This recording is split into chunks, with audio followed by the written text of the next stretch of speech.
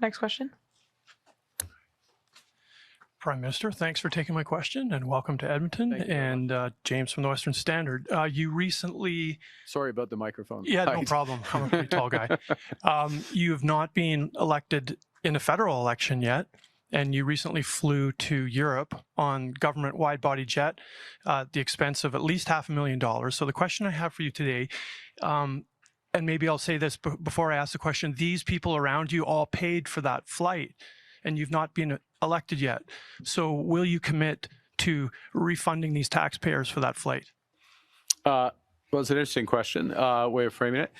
Look, and I'm going to go back to, I'm going to allude to the question that was asked previously by Mr. Staples from the Journal, and the situation that we're in as a country, which is we are in an economic crisis that's brought on, sorry, I'm going to answer the question, brought on by the tariffs that have been put on Canada, actual and prospective.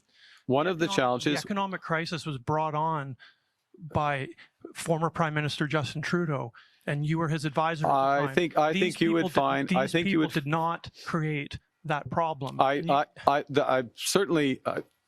hey, nobody in Canada created that problem. Nobody in Canada created that problem. The U.S. government has decided to put tariffs on all of its closest allies, all of its closest allies. I wouldn't for a moment suggest that anyone in Canada is the cause of this.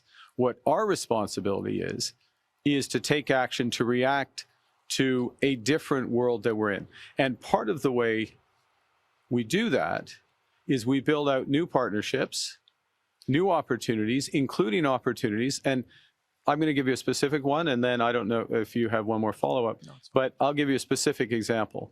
It goes to my previous answer, something I also discussed with the Premier this morning, which is Canada has many advantages, and one of them is in critical metals and minerals. One of the issues is how are we going to develop the trade routes and the trade corridors rapidly in order to export those critical metals and minerals? And who are our clients for that? Who are our customers? Do we only have one customer to the south of us, the customer that's attacking us, that doesn't respect the trade agreements that they signed? Or should we develop new customers in Europe? What's required, if I may, what's required for those new customers is to build out trade corridors and infrastructure, including what I referenced in my previous answer and discussed with the Premier, is the potential to go north, go to new deepwater ports, Churchill as an example, Gray's Point in Nunavut as another. And that creates a whole new set of opportunities for Albertans as a whole, for people across the country, for these hardworking people around me and those like them in the trades. And that's what my job is. I'll take that as a no then. No, you'll take that as a very comprehensive answer to your question. Thank you.